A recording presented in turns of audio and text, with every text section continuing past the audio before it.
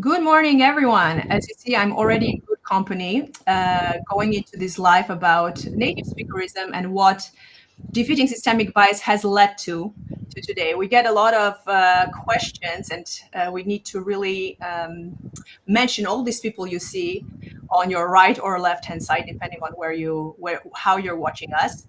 Um, we get a lot of questions about what it takes to defeat systemic bias in English language teaching. And as you see, we are kind of doing an intervention and we are trying to educate more people about what it takes and how things should unravel within our industry so that we see a cultural shift when we talk about who gets to teach the English language, to put it simply. So before we start, I wanted to have a little introduction from each of these speakers, and we'll go straight to the point. We don't want to waste any of your time to speak about how it is that we came to the realization of what native speakerism is and why we started really trying to battle it out and see and educate people on why it's not just about awareness, how we discovered it ourselves and what changed, what made the shift actually happen within us. So let's hear from Katrina King, who is a language school owner in Sulmona, and she'll tell us a little bit about how she herself discovered the topic as a native speaker herself, actually. So Yeah, we can hi. contribute. Yeah. Yep. Good morning.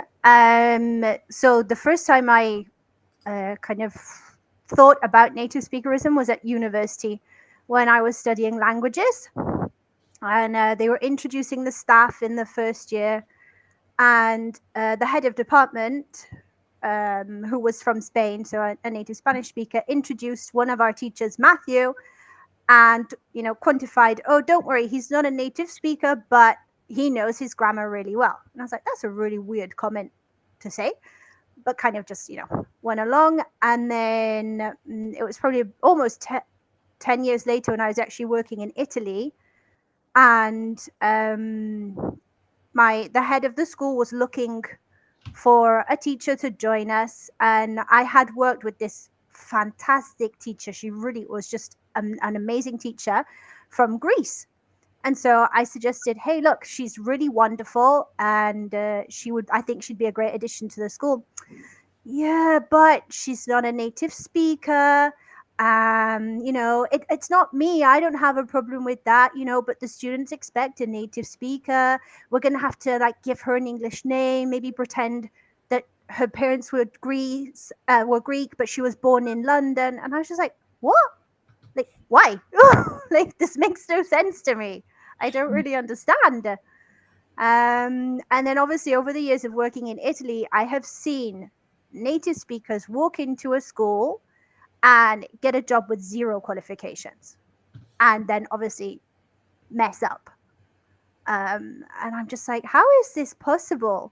Like, you're supposed to be teaching languages, and you have people who don't know what they're doing and paying for that because I've worked my whole career in private language schools, so these parents are paying thousands of euros for someone that doesn't know what they're doing just because they were born in the right country. And it's just really, really frustrating. Mhm.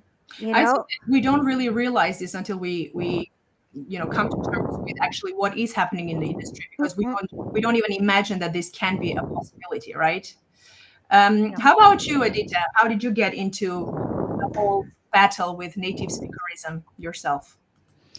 Yeah, it was quite gradual, like Katrina mentioned. First, you see a few things that you think are a bit weird. So, I only had non native teachers in high school and elementary school, and it was a mix at university, but these teachers were teaching different things like literature, not language per se.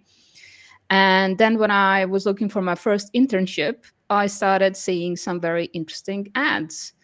And not only were they looking for native teachers, which was weird for me and something that I saw for the first time. Okay, bachelor degree, but a native degree in anything. Like, why did I do all this work if this is what was enough? But on top of that, I would also see ads like white teachers, European teachers, females only, good looking only, ads you can report. And I did report those, but I didn't report the native teacher ones because I thought, okay, this is a thing that I should accept from the start. And when I started working for companies, I realized that I was being introduced to my students as a native speaker teacher. I wasn't informed of this. I would come into the classroom, they would ask me where I was from. And when the answer was not the UK, US, Canada, they would start acting a bit cold towards me. It's like, what is happening? They send us the wrong teacher. And then through 2 or 3 lessons in, we would develop a relationship. They would see that I'm a great teacher. And then I would start hearing stories about their previous teachers who were backpackers, who came in drunk, who didn't come on time, who didn't have a plan, who didn't have a structure, and so forth.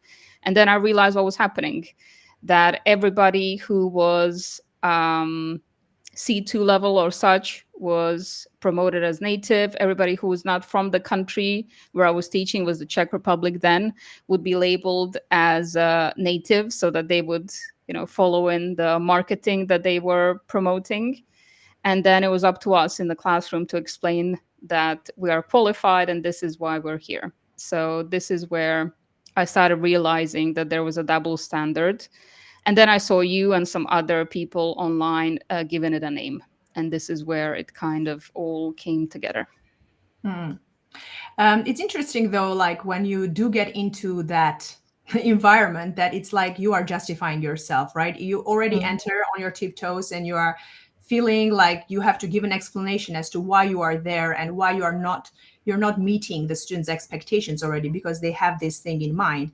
And most people blame it on the market. It's like it's a market demand, but as we often see, preference is a good word to hide discriminatory practices under, and we are all seeing this, but it takes a long time, I would say, to come to the realization that it's not a fault that we have for having been born into a country that is not English speaking, or not being perceived as an English speaker from birth.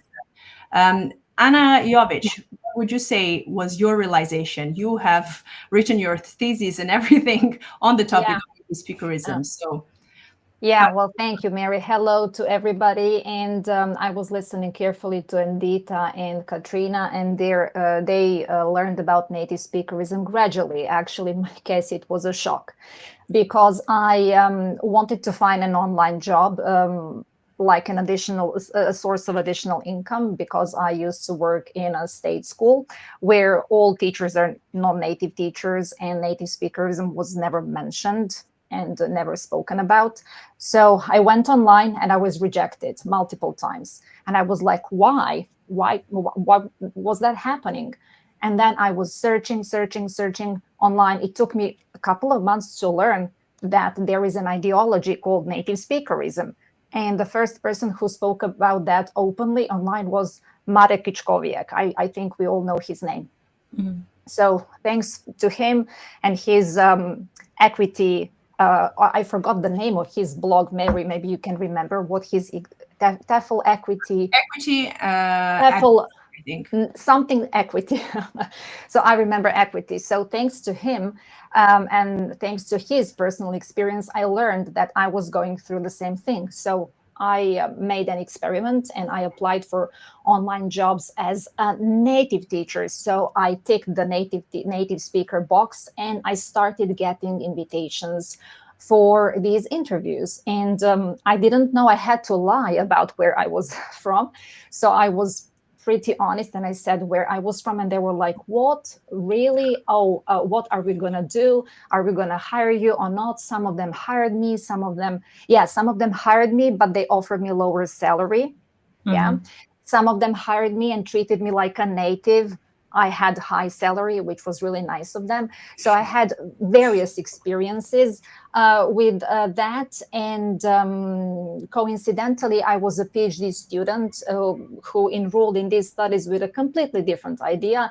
I wanted to do something about heritage languages because that's another topic that's very dear to me and close to my heart. But I did a mini study about native speakerism for one of the exams that I had to take, and the results of that research showed immense potential, and actually revealed some shocking facts about how native speakerism affects teachers negatively. For example, I don't know if you know that, but teachers even fake passports for online jobs. So they, pay hundreds of euros or dollars to those who know how to fake passports in Photoshop, and they change names. They even fake qualifications. So it's interesting how far teachers go to just to find a decent job that's well paid. So that's And how in I many decided parts to. of the world, this is actually illegal, but people still But are. online world is not regulated legally, Mhm. right? So in the online world, they can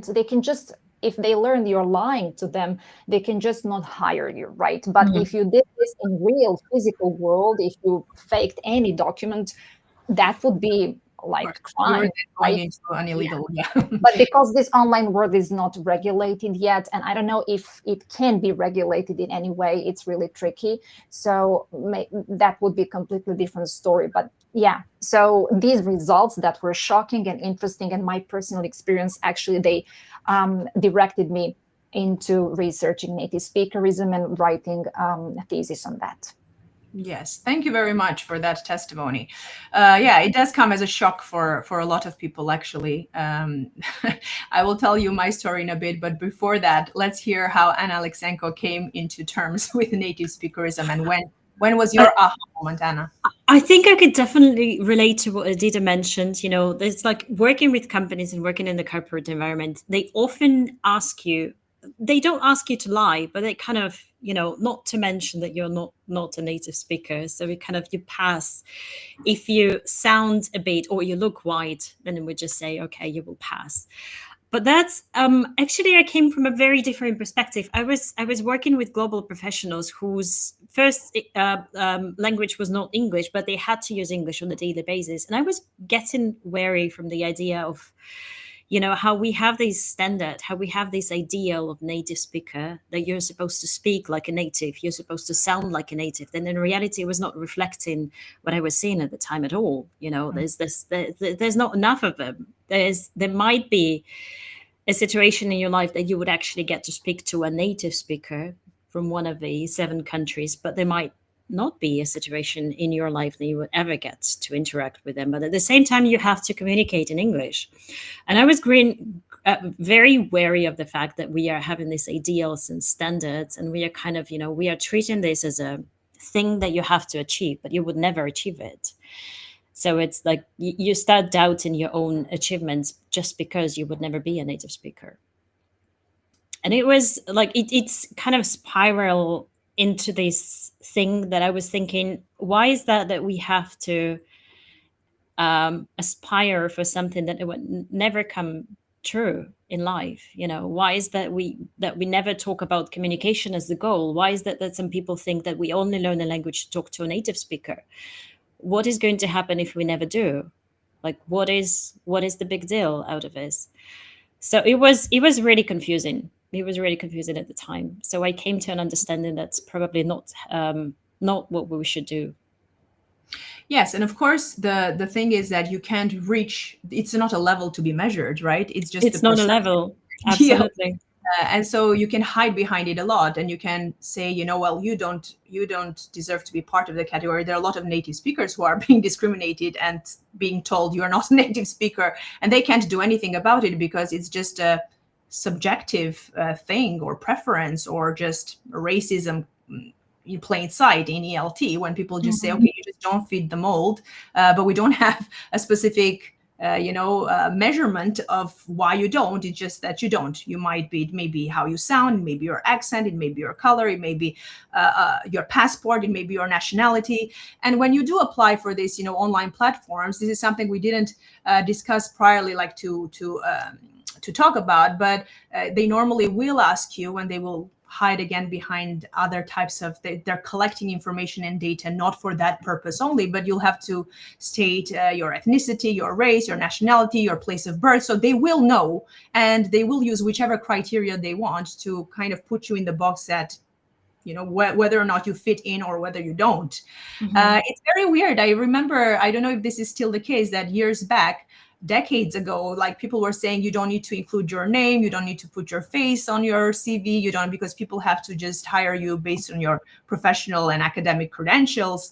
I think we've moved very far from that very quickly, and it's just the opposite. Like, you need to state everything, your pronoun, and then people will discriminate openly and say you're not welcome, and because I don't like you, full stop. And we will kind of nod our heads and say, oh, well, I'll go and, you know, get another XYZ qualification to battle this out. But that's exactly where it's a systemic flaw, where excellent teachers and people who are professionals get neglected, put aside, and made to feel uncomfortable, I guess, for just being in the business, right? I personally, and I'm going to, because I've shared it a lot, I feel like everyone knows it, but when I went into teaching, I was hired under the perception of being a native speaker. I told this language school I was not, but they continue. I'm not a teacher, I said, but they hired me anyway. And I benefited from the privilege for about a year. And then I got into formal training and everything. But I always thought, oh, I like this job. The more qualified I get, I'll probably get more opportunities out of this career. I could make more money, go to, you know, teach in different environments and, you know, get my experience and everything. But the more I did that, I kind of thought, okay, I'm still being judged by how I speak English and how people think I am a native speaker. So a lot of your stories kind of, it's a combination of all these stories of first lying about your origins, second not mentioning where you're from, and then the shock and the realization of, oh, this is a native speaker, this is exactly what we're talking about here. I kind of felt very represented. But the moment for me was when I was given an interview at an Italian university to teach the IELTS course through a language school. And the supervisor just looked at me and looked at the CV and said, well, you know, there must have been a mistake. And she would not have it I could not convince her to speak in English, to interact with me, to give me like a minute to just talk about why would she ever say that? Why would she not allow me for the interview, you know, to talk? And I was just out the door. And that was the moment that I said, okay, this is gone, you know, it's far enough. That was my moment that I thought we need to do something about it, not only through just awareness of knowing this thing exists, but actually take a clear stance against what is happening in our field. Anything someone wants to add on this? We're receiving a bit of comments. We have Fernando who's saying, a passport does not define teaching talent, neither knowledge nor skills, and definitely does not define attitude. Yeah, but apparently, you know, people say in governmental laws also protect this type of discriminatory behavior, whether it's a visa requirement or whether it is something else. Sometimes we need to question why we have these requirements in place. For what reason? Is it political? Sometimes it is, sometimes it isn't. It's a gray area we still need to investigate a bit, I think, on a deeper level. So we each are going to cover a specific topic here today and address some of these objections and some of the ways in which people are discriminated against, English language teachers specifically.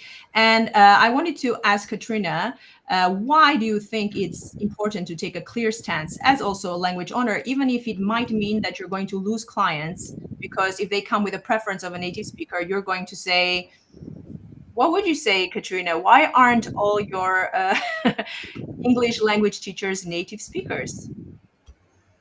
Yeah, I mean, the first reason I do it is because I don't teach English because I didn't know what I wanted to do with my life, and I wanted to travel, or like because I love English. No, I teach English because I love languages. So I come from the background of learning languages. So I'm passionate about language learning. And when I was younger, the only thing I wanted to do was become a teacher. Now, that the original plan was to become a French and Spanish teacher in the UK. Life happened, things got flipped around, and I ended up teaching English in Italy. But, growing up, the reason I love languages is because my teachers loved languages. At school, I had 2 native speaker teachers, one French teacher and one Spanish teacher. All the others were non-natives. And it's thanks to them that, I loved learning French and Spanish. And had anyone when I was younger told me that my teachers weren't good teachers because they weren't native speakers, I'd be like, what are you talking about? Because for me, like a great teacher is passionate about what they're teaching. So that's the first reason I did it. The second reason is because it's wrong, right? And it's just, there's no proof that native speakers make better teachers, and it is discrimination. And if I, as a person, stand up and say I am against discrimination, I must be against all types of discrimination, not just discrimination that doesn't benefit me, right? Because I benefit. Meeting, to like I benefit from native speakerism. Okay, but if I'm a person with high morals and I say I'm against discrimination, my actions have to follow that. I can't just be like, oh yeah, it's wrong, but I'm only going to hire native teachers because it makes my job easier. And then the other thing is I do it for my local community. Like, there are young people here that have worked really hard to get to where they are with their level of English. I'm in Italy. So these kids have, studied and studied and studied. They've gone through university. They've done all the courses possible. And, I, as a small business owner who opened here, I feel like I have a responsibility to support the local community, not to ship someone in from the outside who might stay 9 months because, my town is quite small. It's quite boring. So, it's kind of weird that I've stayed. Most of the British people who come and buy a house here are retired and they're looking for like a slower pace of life. They're not 27 and then decide to stay forever and open a business here. And then honestly, the final reason is I do it for my students.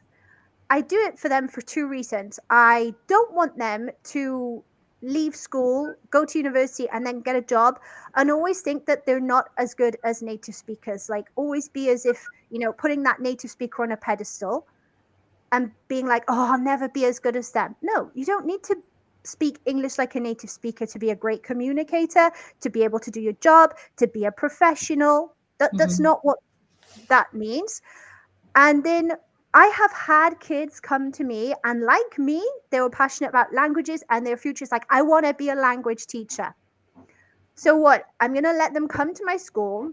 I'm going to let their parents pay thousands of euros over the course. We take them when they're 3 years old. We take them all the way through to 18. So I'm going to let their parents pay thousands and thousands of euros if they come back year after year. I'm going to make them do, all the certificates, because unfortunately they do need those pieces of papers to prove that they're a level. And I'm going to make them go through all that. And then when they come to me in the future and they're like, oh, Katrina, I know you're looking for a teacher. I really love teaching English. I've done all of this. I learned from you and your school and your method. I'm like, yeah, but, you're not a native speaker, so I can't hire you. I think that's just so hypocritical. Yes, you serve them until they can have a C2 level across all skills, but still they will not get the job. And so you're basically selling them the illusion of acquiring this skill that would open doors. But if they want to become English language teachers, or I see a lot of just common people being criticized for every single thing that they do in English. Often this idea of English tied to success, right? Of, if you don't speak the language, but people and being effective communicators and being very fluent. But we all know that you can be an effective communicator even at a B1 level and great things and do marketing and business and any kind of any kind of job that requires any communication. So to tie English to that, it's a power ideology that we really see there. And as language teachers, when we say that, I think it means more because we are also operating under it, right? We teach English, so we cannot separate ourselves. And that's why it makes it all that more necessary, all the more necessary to speak up about this from an educated perspective and say, listen, I do want to teach you English. I'm not a native speaker, or I am, but this is what, So I want to add here, like a disclaimer, we do not have anything against native speakers. No, I am a native speaker. I don't hate myself. Of you being here, often when I go to conferences, I will have a native speaker. Like if a native speaker is presenting, I will ask them something out loud from the audience, because I want these opinions to come from native speakers more frequently, because I might sound bitter and angry and rage, like everything negative about, if I say this. But when other native speakers take a strong stance and don't use their privilege, or use their privilege in the right way, because if you have a privilege, we're not saying give it up. We're just saying, just depending on how you use it. If you're going to perpetuate that you are better than everyone else, that's the wrong way of using your privilege. If you're saying, I'm a native speaker, but that's not why you should hire me. You should hire me because I'm a qualified teacher and I can help you with, your progress. I can help you learn the language so that you can be more effective. Then that's a whole different way of taking your privilege. And I feel that a lot of people can say, okay, I'm aware of this, and that's half of the thing, is done. But that's where we fail, because if we still include that we're native speakers on our resume, if we use it as a selling point, if we only interact or read books that are written by other English sounding names, then what do we do with that awareness? Nothing. No, Basically nothing. It's totally true. And I know that a lot of language school owners are scared to hire non-native teachers, or if they hire them, they do what the other ladies have said and pretend that they're native speakers, because it's not easy when you've got a small business and you have to go against the norm.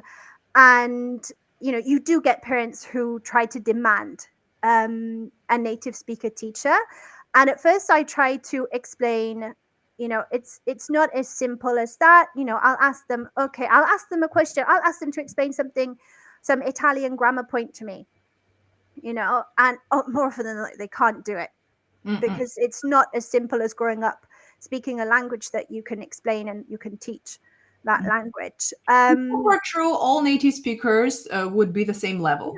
Yeah. And that's why we often talk about critical thinking there, right? So I think it's easy to educate parents or clients who request a native speaker. It's just that we don't take the time, because it's easier to perpetuate something that has been told and retold. Absolutely. It is. It's like change is always difficult. A shift is always very hard, because you feel like you are opposing yourself rather than saying, okay, you are right to desire this. This is your thing, Yeah. So, and then it takes one thing to know it and then to act on it. No, it's not easy, and I get why a lot of language school owners don't do it. And so I try to explain. I say, okay, well, let's give them a chance. Most of the parents, once they've given my teachers a chance, there's no problem, because they can see that the teacher's a great teacher, not because of where she was born, but because of the way she interacts with the kids. And at the end of the day, if they demand it, I let them go. I say, no, it's not you who decides how I run my business. If you don't like it, there are other options. I do not take clients that are not aligned with my values, because they're never going to be happy no matter what. And they will, more often than not, they'll be the 20% of clients that cause the 80% of problems. And I say, no, I'm not here to continue with this discrimination and build my business on the back of that, because if I can't run my business in alignment with my values, it will crumble around me, and I will crumble, and I'll just end up on the floor in a ball, not being able to do anything. I think what you're saying is so important and relevant, Katrina, and I think that with the DSB community and what it actually came to B, because I had never thought this was actually what was going to be the outcome of doing the 3-part masterclass I'll tell everyone about here in a sec. But the fact of the matter is that when you share these stories and you're like, I don't care if I lose a client, I'm going to say what I need to say for this to stop. I think that you empower people to do the same, because it becomes an action that you are actually accustomed to seeing. Every time you get that email that you don't feel like, okay, I'm just gonna, or you get that CV that says, I'm a native speaker from da da da, you're like, I haven't answered it. Well, you kind of need to answer it, because people will think their email ended up in the spam folder or whatnot, but they will not be educated to the fact that they should take those things out, because they should not be selling themselves, because they should be told this is not a qualification. And if we all stay silent about this kind of things and say, okay, not all our teachers are native, but I have one that I can actually put you in the class with a native, because this is what I think most language schools do. They're like, they don't want to lose the client. They are not willing to do as you would and say, bye bye. I get it. It's scary. It's money that I've lost, but and it has happened to me. Because they will go. I know. I've given up on many students like that when they say, I'm looking for a thing, but I'm not a native speaker, and here's why this is wrong. So I may seem very like unpopular or whatever it is. If I have the chance to educate you on this before we even start, and they might think that I'm a native speaker, so they're very happy to have this conversation with me, I will still say, and I'll say, no, I'm not taking anyone at the moment, And yes, sometimes you are in a situation of power, and sometimes you might really need that client to be, but still, I think integrity being a key word, and not, playing on people's false beliefs of how language learning happens. And so whether or not you're going to start the conversation with, you shouldn't look for, or you're going to introduce it in the middle, or you have to have that uncomfortable conversation sooner or later. Yeah. I tell the teachers straight out, like, our teachers are not all native speakers. Mm-hmm.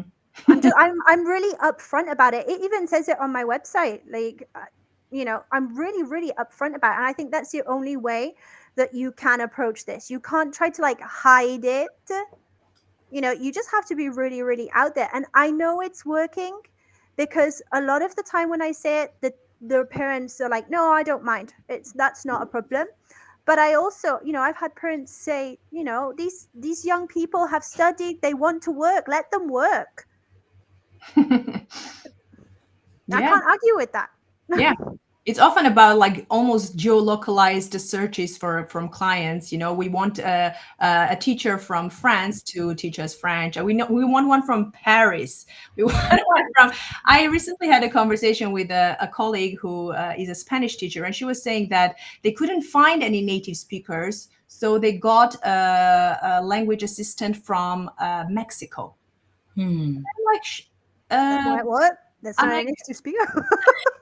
Said, no, we don't consider them to be native speakers. And I was, again, I've been exposed to a lot of this talk, and that really shook me. I was like, what? Like, I am aware that it happens with other languages too, especially with French, with Spanish, but to that degree, I was like, okay, she was saying it like it was something normal that everyone should know. And I was just like, oh, I'm not going into this. I'm just because this is another battle. And I wanted to ask Edita about this specifically, about this country, the preference, where the teacher needs to come from, the job ads that specifically want a native speaker only. We know that in the European Union, at least, this has been, with the Article 21 of the Charter of Fundamental Human Rights, that this is discriminatory. So why do we keep seeing it? What is the the reasoning behind this, and why do we're on LinkedIn, right? We call this out on a daily basis. We're there, this is not okay, that is not okay. Why do we still see it? I think a lot of it is laziness, to be honest. Not even looking around to see that there are other options, and just copy pasting what other people are doing because they've accepted it as the standard. So that has to be mentioned for sure. And then, the bias that we're talking about, that's at the core of things, obviously. And it's something that hasn't been looked at. I remember situations like during those first experiences that I've had in the industry where my students would ask me, did you at least like live in England or the US for some time? Like, do you at least have that to show for yourself? And I would go, no. I learned it the way that you are hoping to learn it. You don't need, why are you even investing in this if this is the only path you think there is towards learning a language? And Katrina brilliantly mentioned, the harm it does to our students. And I think there's something to say about the untrained teachers who hate the job or no, just come there to like do it for 2 months, and what effect it has on our students and what they think about language learning through that. I think a lot of the ads actually stack different kinds of discrimination in what they're selling us. So that's something to think about as well, and to think about our colleagues who are excluded, even though they have all the qualifications and the passion that they have for the job. And they should get an opportunity to show that to our students who will get better teachers and therefore know the language better themselves. Oh, there's a lot of There are a comments. lot of comments coming Yeah. in. Fernando, who is in our community, says, I think native speakerism also ties up with the idea of English ownership and prescriptivism, the obviously wrong perception that only those from an inner circle get a say to what is good English. Absolutely. And we have to stop them on their tracks when that does occur. This, like I always say, the preference. Fernando continues to say that I don't sound bitter. I'm just right. This is the kind of comment I like, the kind of like validation I need for the day. Thank you very much. But what you mentioned, Edita, that a lot of teachers that go into it that are unprepared, unqualified, and then a lot of non-native speakers who actually think that they don't bring as much to the table as a native speaker would. And we hear a lot of this overlapping of English language, English culture. So let's try it. You can't teach the language without the culture. You can't teach the culture without the language. So it's specific that. And so we put the native speaker again on the pedestal, tying it up so much that a lot of non-native teachers will say, I will prepare you until a specific level. And I'm looking at Anna and Anna about the whole discrepancy of if you are a non-native speaker, then you're going to be given lower levels. You're going to teach grammar, the structure of the language, because clearly you cannot speak as well. Or you can't hold conversation classes or that, all the things that intertwine with that, which I think Anna will speak to us more about.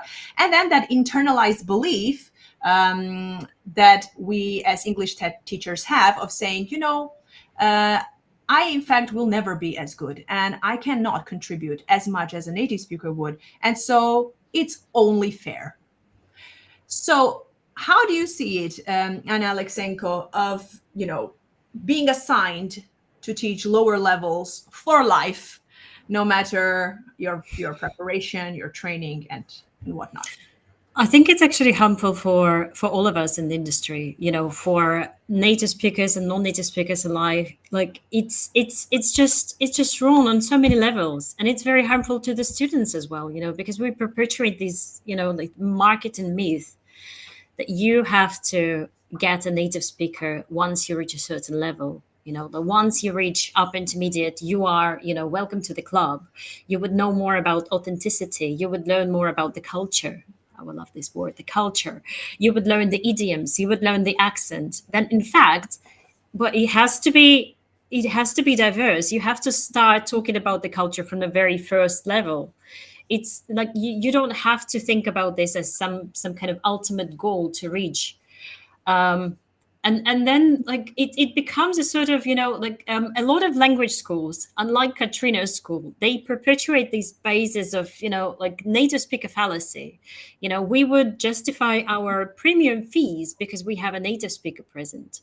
And on many occasions, I've been assigned to be a sort of an assistant to a native speaker because they are, this magic mythology thing that comes to us, and we do have a sort of an access to this person carrying the authenticity, carrying the culture. So you would be an assistant to them, and you would be stuck basically, and it creates a sort of a career ceiling for a lot of non-native teachers, because they would never be this mythical creature, because you cannot be a native speaker if you're not born in the country. So we would just go and just say, well, the schools, they have to justify this. They call it a marketing. They call it a kind of, but I see this as a kind of, it promotes inequality for all of us. And then the native speakers, they also stuck in the idea of like, I don't have to do anything. I just have to educate. I just have to talk about my culture. Like, we have this great idea in mind that suddenly everyone is interested in the culture, that in reality this is just a marketing theme. This is not a pedagogical truth at all. What the students need at a higher level, they don't need an education. They don't need entertainment. They don't need more speaking clubs on the culture. They don't need more idioms. Idioms is like 1% of what you might need at the higher level. What you need is professional discourse. What you need is academic English. What you need is someone who can teach you explicitly grammar and vocabulary and lexis. So that's like it. I think it creates this. It's a bad pedagogy, and it's a bad ethics. All of the students need excellent teachers. All of the students need teachers who are not second-class ones. Advanced students need expertise as well as beginner students.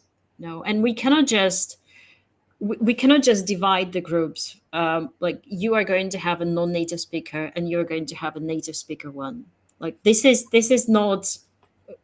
It's just the dichotomy that we are creating. It's very harmful. It's over backwards again to accommodate that client preference. And sometimes they say, okay, mid course we will switch, so you'll have that experience of having a native speaker. It's never the other way around. It's a prestige thing, isn't it? It's like, we are going to justify our premium fees because we have a native speaker present for you, and then you will have an extra teacher who would be an assistant to a native speaker. Absolutely.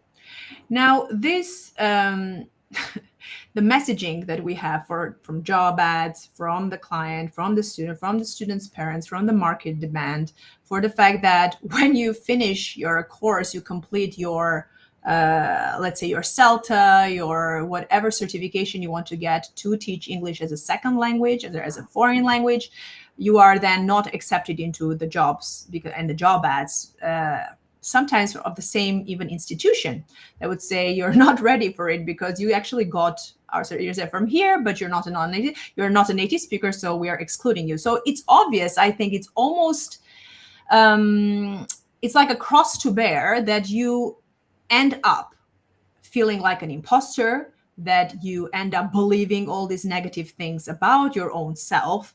And it comes to that level where you have all this internalized native speakerism and you're kind of self-discriminating against yourself, but you're not even aware of that. Who better to talk about this than Anna Jovic? Can you tell us more about this incredible, it's self-detrimental. I don't know how to define it, but we've all been there. I think we've passed that. It's not like we're trying to look down on people who are at that stage. I think we've all been there, using contrastive language, feeling like that there's, because the system kind of gets you feeling that way, doesn't it? Well, I have to admit that I've been there, and I fell victim to these things known in literature as internalization and self-discrimination. So these two things are so similar, but a bit different. And I will try to be very brief and very descriptive and illustrative, because I wouldn't like to talk too much about that, and we don't have a lot of time. So what's happening is that we've been fed this narrative, native speakers are better, and we pick it up subconsciously from all over the world, right? And we start believing that, oh yeah, native speakers speak English with the best accent, they know the culture, they know the colloquial language, they know the idioms. I'm not that, I don't know that, so I'm not fit to teach as well as they do, right? So, and I just accept that as a normal thing, and I normalize that, and that would be internalization. When I think it's normal to separate native teachers from non-native teachers, to pay native teachers more than non-native teachers, and that's fine. Okay, but after that usually comes self-discrimination. If I'm not that good, I should not apply for jobs, and I should not apply for, to these ads written for native speakers. So I should look for jobs that look for non-native teachers and so on. And then we start working for these schools that pay less. You do your best, but you get peanuts, and you start feel awful, right? So then you actually start feeling this imposter syndrome, like something's constantly missing, and you will never be a complete good teacher despite your qualifications. That's self-discrimination, right? And usually internalization and self-discrimination go hand in hand, and they work together, right? So sometimes we have teachers who actually claim consciously that native speakerism doesn't affect them. They openly, consciously, on a conscious level say, oh yeah, that's discrimination, that's so bad on so many levels, qualifications matter, and that's what's the most important, and that's what a teacher needs to have to be a good teacher. And then when they talk about their professional confidence, subconsciously they say, yeah, I do have these qualifications, but if I spoke English like a native, if I had one of these native accents, then I would be a complete teacher, and then I would be totally confident. To the accent reduction courses.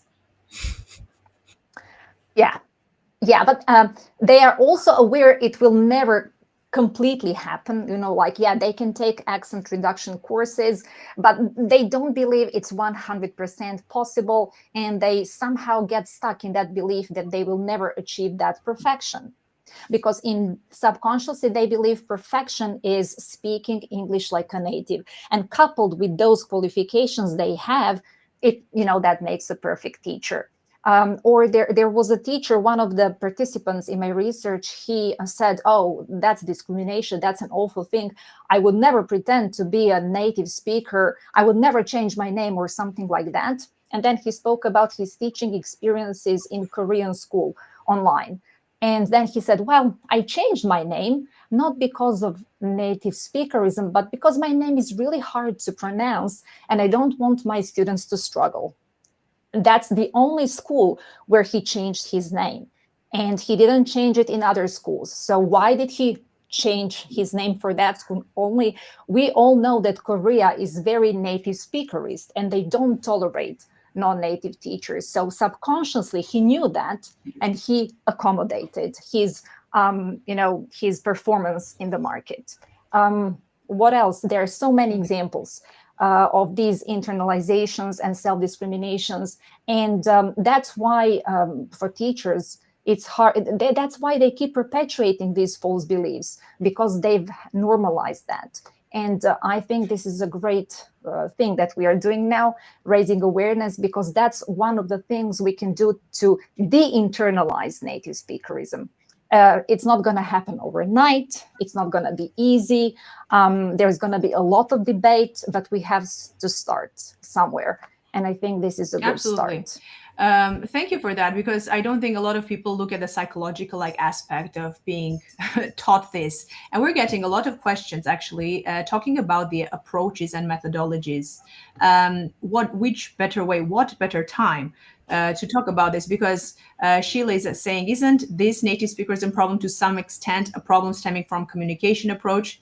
Did we see the same issue with the grammar translation approach? I'm not saying that the grammar translation approach is better, by the way. So yeah, we're not discriminating against approaches and methodologies. They all had a historical context in which it developed. And within the Defeating Systemic Bias, it's a 3-part masterclass. That's what united us, let's put it this way. It's a course that teachers get into, and we dismantle everything that has to do with accents, accentism, why some accents are deemed more prestigious, ones that are deemed undesirable, why that comes to be, why is it normal to have an accent and kind of accept it. We have also Ben Crompton and Fernando here discussing actually let me display both questions because they're really, really nice. So one of them, so Fernando says, sorry, I'm trying to get to the beginning of it. All students need, Ben Crompton said, all students need teachers with expertise. It doesn't matter where you're from. It's all about qualification and expertise. And then it went all about the discussion went about how rhyming slang from London East End will actually improve your communication skills as a student. Will it? Will it not? So if we have to debate on native speaker accents and ways of speaking that are also not in alignment with the way the global world communicates with each other, obviously we're going to have some things that are not really overlapping or don't meet our expectations. The idea that we always have to teach, as again Fernando says, Guy Fawkes night, when the tradition is actually dying out, and always focus on this cultural traditions and things that have to do, whether it is with American culture, with the English culture, we are missing the point. We are not being, we see a lot of ELT materials, and I'm addressing yet another comment that said, there you go. To what extent do we think that EFL textbooks contribute to the prejudices we are complaining about? Well, to a very high degree, to a very high extent. It is. We can have titles, and I want the people here participating, ladies, if you would tell from your own perspective, you've used and you still use a lot of textbooks and course materials. Has it magically turned into actually what it says on the book cover? Is it in fact very inclusive? Do we find things that actually include different voices, different sounds, not to mock, not to present it as, here is the non-native speaker who is, hi, I am from Italy because not that. A non-native speaker like one of us, speaking English in a natural tone and way, not to mock. Again, do we find it? Have you encountered these inclusive materials that have this? Raise your hand if you have. They're like unicorns. And most of them are really like self-published things by some rare unicorn who has decided to actually put these resources together. We don't see it. So yes, there is a big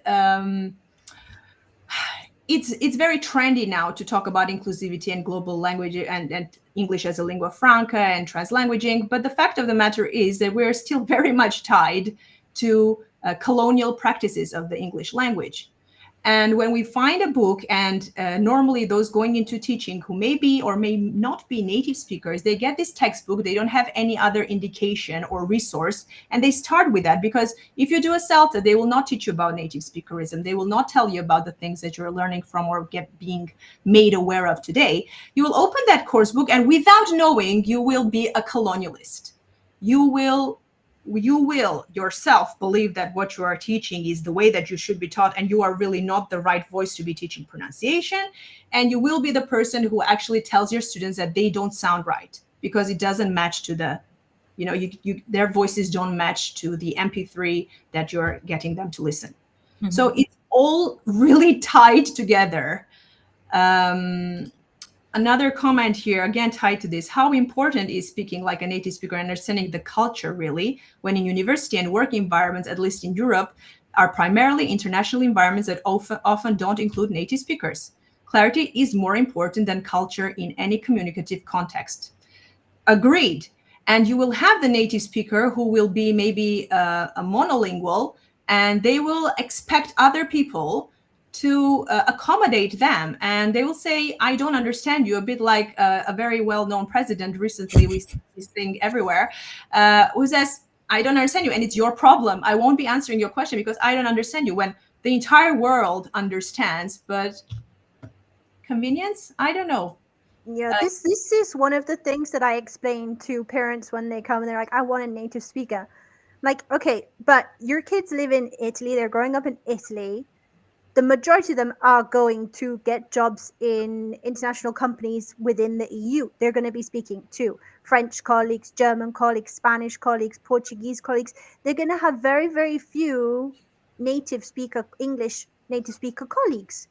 Why would you want them just to get used to one accent, one way of communicating, when they're going to have to deal with people from all over the world? Mhm. It's like this is not, English is not an endangered language. Far It from it. it's global, and they have to communicate with people all around the world and feel comfortable communicating with people all around the world. True. I would like to say something about these scholars, non-native scholars at universities, especially, for example, UK universities. I remember listening to, I think it was somebody from India who was a doctor of sciences. I don't remember who exactly it was, but he was an expert and he spoke with, a typical Indian Hindi accent, right? And when my students say, I want to learn English to speak like a native, why? To talk to natives, why? So that they can understand me when I go to an English speaking country. And then I always give this example of a PhD who speaks English with a non-native accent. Like, you can achieve a lot like a PhD, right? Which is like the top of all the education, even if you don't speak English with a native accent. I mean, that's not important. And then they keep silent and they reflect. So that's what I want to see happening in their heads, reflecting on their wishes, because they just take it for granted without, critically thinking about what they want. Absolutely.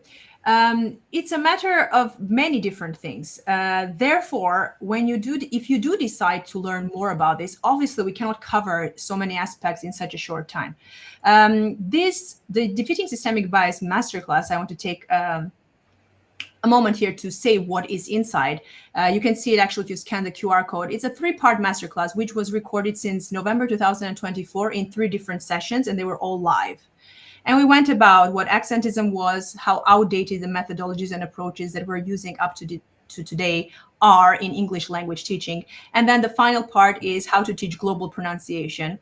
As teachers, we're often called to be students. And we know we are lifelong learners. We are people who want to learn more and more. But there is a time where you have to really think about the fact that maybe you're ready and you are already a teacher, and you don't need to be investing so much of your time trying to be something that you're not. Sometimes acceptance is the biggest change you will ever see in the way you teach, in the way you do your things, in how you feel about yourself and your teaching. And I don't know about you, but when you take a clear stance, and the stance is like, I'm in favor of myself and how I do my work, it's so liberating, right? It's like accepting that you're doing things in the right way and no one can tell you anything. And to speak about the fact that many teachers still feel that they cannot speak up about these issues, it's kind of a red flag. It tells you that maybe you are not in a safe environment. Maybe these conversations are known but not talked about enough. And if you want to have that kind of extra push, once you have completed the 3 masterclasses, I will invite you to our Defeating Systemic Bias community, where you'll find these lovely ladies and more people who are continuously engaging in important topics such as this one, where we kind of dismantle and see what we can actually do about it. Because there is a shift only when there is a shift in culture. If we keep being silent about this, we will not see a shift. And that is that. A lot of people say, well, have you seen anything? Has anything changed since you started? I started in 2021 actively advocating about this, equity talks, going to IE TEFL and equals and whatnot. And yes, I do see a shift. I see that the people who are committed to making a change started being louder. They became louder and they were not apologizing for who they were and how they did things. And I think that in order to be like that, you need a group of people who kind of stand up for each other and push each other and empower each other to do the uncomfortable action. Because we know that it isn't easy. We know that it's not something that everyone is capable of. if they feel that they're not right, if we are talking about we spoke about the internalized belief that others are better than you. So it takes, I think, a village to a community, if you will, to do something about it in an active way that will not drain you, that will not have you feel like you are doing something against the norm. And you will have people coming at you and saying that you are not right, and that there is added value in being a native speaker, and that you do not possess all the knowledge because you don't speak English from when you were born, and yada, yada, yada. But what we're trying to do here is kind of recruit other soldiers into our army of people who are not afraid to speak up, people who are willing to unlearn the things that they have been taught as English language teachers, because we have all been taught to do things in the standardized way and follow all the norms and all the things that colonialism has kind of in some way it has made itself present in our lives. We need to really unlearn all that before we can do something about native speakerism and native speakerism in general. So consider this your invitation to join.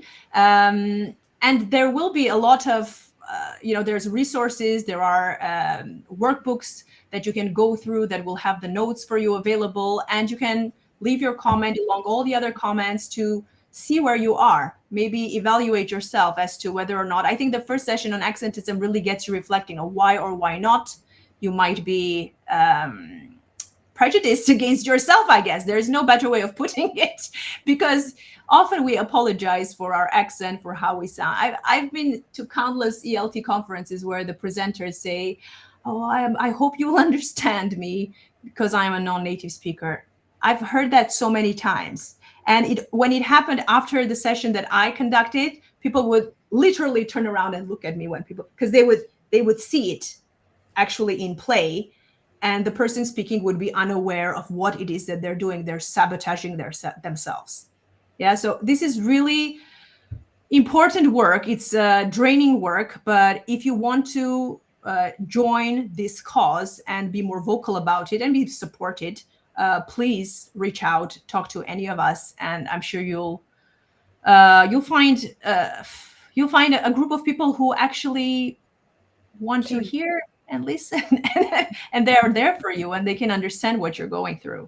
Yeah, and can I just add, like, I would love to see more native speakers in this group, because I think right now we have two. Two.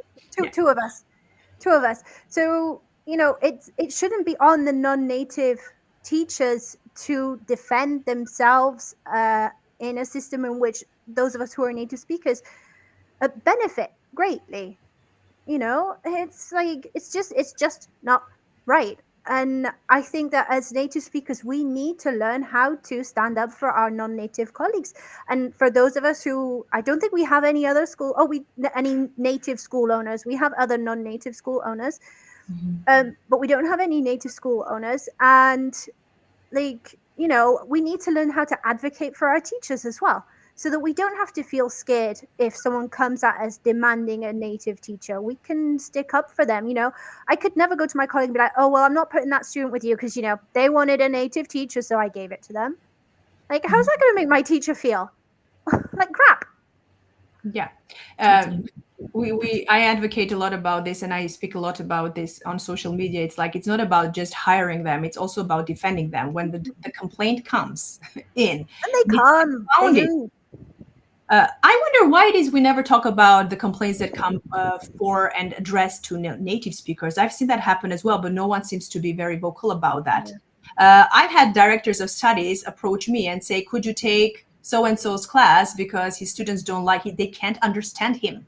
Okay, and this was a native speaker. So, like, why don't we normalize that?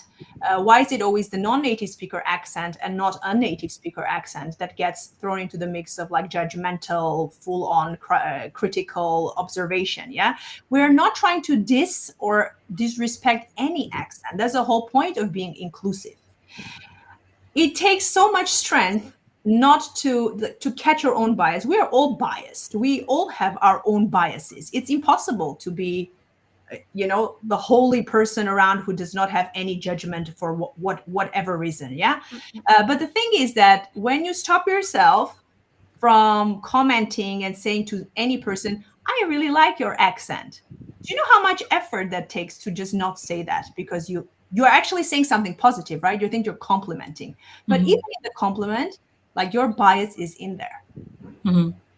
Why should someone, why do you think someone should be thankful that you think their accent, like, you need to really think full circle there, and see what harm that does, and what does it say to another group of, like, your whole group of students, and you say this to one particular student. What does it say to the accents of all the other students?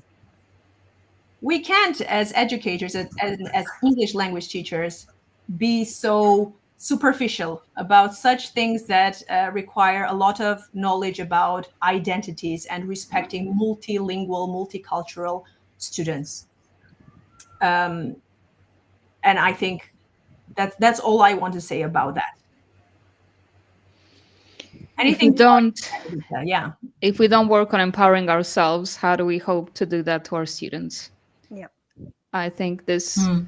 this needs to be talked about in the classroom, and this is a place to start, because even if you don't care about your fellow colleagues and the industry and everything, I know you care about your students. So think about it, the effect you're having on them. Yep. That's a Yeah, good that's point. really important. I'd like to ask all of you, what do you appreciate? Because it feels like I'm tooting my own horn. I'm not a marketer. I'm not a salesperson. But I do want you guys, who you're inside, what do you value more, or the most from the community aspect? We do chat every day on Discord. So is there something that you would like to share with the people listening to us today to convince them of joining this movement? Who would like to go first? I would love to go first. So I would love to. In my thesis, I wrote about some suggestions for solutions, how to de-internalize this ideology, and how to remove these ideas from our heads. And I suggested that teachers associations get more involved as these formal communities, formal associations with a big following and a big membership, because they have a power to spread the word more quickly than we individuals and everything. But I also mentioned informal communities. Of course, informal communities we already see on maybe Facebook, Instagram, social media, but this is a special kind of community. I mean, it's informal, but I don't know how to describe it yet. I can't find the words, but the energy within this community transcends everything else that already exists. So you really don't feel you are alone. You really feel supported. And it's not just like you're good, you're okay. We also exchange lots of information, lots of ideas, and we also get to see each other's perspective, because it's not only one perspective that goes against native speakerism. We all see things differently, and we get to learn from each other. Everybody contributes, and that's invaluable. So that's my impression, and Thank you for I saying will. that. Yeah. Okay. It's Thank definitely you. special. It is a very empowering space. I never thought it would be. I was really into, like, oh, everyone is seeing a community now. Not everyone, obviously, what I was seeing. And I was like, okay, yes, I'm going to definitely try it. And it's true, you probably have never heard of Discord. I hadn't either. I just did my marketing research. I said it's actually a gamification kind of Yeah, app for gamers usually gamers. use it to get in touch. Yeah, Mhm. yeah. But as long as, like, it's like a WhatsApp basically, or like Telegram. You just download the app and you get into these channels where you can introduce yourself and then interact with each other. And then we have live events as well with expert speakers that come from. We have two for now, and one is just going to be on the 13th of September. We are overwhelmed. We need to say this. We are overwhelmed, very drained. Uh, Teachers who have, other things that they're doing at the same time. So we're not saying give up your day job to join this cause. We're saying let's be more intentional about keeping this discourse alive. And I get from now and then I get these comments or private messages on LinkedIn, wanting an interview or something that we can all talk about, and they mention some of the members in the group and, like, what are you doing, and we want to know more. And so my advice is, if you are, you align with us, you've heard us talk about this, and you think that there are things that you can learn from each of us, just join and you will find more resources and more materials. It's really hard to if you scan the code, you'll see a full description of what it entails, and I don't want to go into the logistics of it. So just scan the code, look at what's inside, see if it's a good fit, and if you're still doubtful, send me or send anyone a message and ask them about their experience, and we'll be glad to answer. Okay, how do we round this up? How did this go? With the tiara. The comment, you have to show the comment. Let me see. From Fernando. I value support the different views, the window to different experiences and opinions. Conversations about empowering tiaras are a plus. There she is. Yes, we are very open about and we accept. We don't necessarily we sometimes do. Oh, the thing is, judging is not. But I just want to say, I think that non-native speakers get gaslighted. I love gaslit or gaslighted. We will not correct the native speaker, Katrina, not today. But everything you say is correct. Everything you say is correct. Whatever you say, just keep talking. Yeah, okay, I'll rephrase. There's a lot of gaslighting that goes on in ELT. Native speakers being told, "Oh, it's just market preference. If you don't like it, find a different job." And I think that is one of the biggest things that the community is there for. Like, no, you're not crazy. This is wrong. Mm-hmm. Mm-hmm. Yeah, I think that's the key thing about just that extra validation, because we often, and that's a sign, I don't want to toot our own horn, but it's a sign of intellectual behavior when you actually critically think, is it me?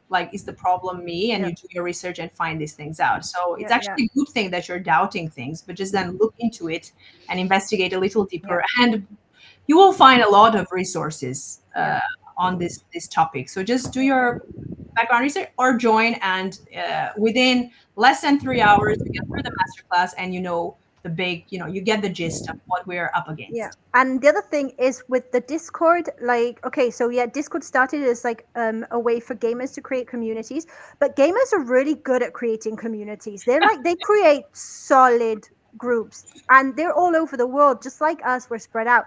Gamers are really, really good at doing that. And so, don't be worried about having another platform. You download it on your phone, and it's just like having any other kind of messaging app. So it's actually really you can fun. use it on the web too. Yeah. There is Mm-hmm. So if you prefer it like that. Twice, when you do join, before I invite you to the community, you will have to complete the course. We don't want everyone. We want to safeguard the space as well, because I think that there's very sensitive information that goes inside there as well. So we talk about everything from every angle, and so it's important for me that we come from a common space. There's a commonality in where we're coming from, and so the masterclass is now a must that you complete, and then you get inside the community. So please, if you're joining, just know that you have to put in the work. We just don't want people, at least I don't want people just purchasing the masterclass for it to be sitting there. It would do me no benefit. No. Whatsoever. So strangely, I'm saying don't buy it if you're not going to watch it, because there will be no community if we don't come from this common space. People complete it in just one morning, one sitting, but you can break it up to 3 sessions, and then you get email reminders from me to complete the sessions, and then instructions on how to download Discord and everything. So if you're not tech friendly, I'll guide you through it. I will follow you and tell you what you need to be doing at all times just to get you inside. So once again, I'll display the QR code. And what's one important message we want to leave people with about what they should do today, or something that they can do, a little small act of defeating systemic bias, native speakerism, if you will. Katrina, what's one little thing they can do about it? Join the community. It's so obvious. Why are we here, Mary? Yeah, even if they say they don't, but they're now aware of it, can they do anything with that awareness? They absolutely could. They could catch themselves when, our brains are very good at being very negative towards ourselves. So the next time they can kind of catch themselves when they have a negative thought about their own ability, and switch it around, be like, actually, no, that's not right. I don't want to think about myself like that. Mm-hmm. just these small little actions. Yeah, catch yourself, be kinder to yourself when Yeah. you think that you're not up to par with whatever it is you idealize in your mind. Anna? I think you're going to have lots of doubts about your abilities. It's just, as Anna was saying, it's so internalized. It's very subconscious. And if there's a community that it really can, that can hold you and help you with all the doubts, then you should definitely join one. So Yeah, you need that we are extra there. We are there for you, definitely, for all the doubts that you might have. Yep. Edita? You're not alone. I think we all get a bit lonely, especially if we teach online, if we start our own businesses, if we work as freelancers. But you're not alone. There's many of us, and there is power in community. Definitely. Thank you, ladies, for this lovely gathering. I'm going to probably have to do another one with Fernando because I wanted to have a male participant, a male member of the community to actually be joining us and talking. But he did a good job here in the chat, so we won't blame him for not participating live with us today.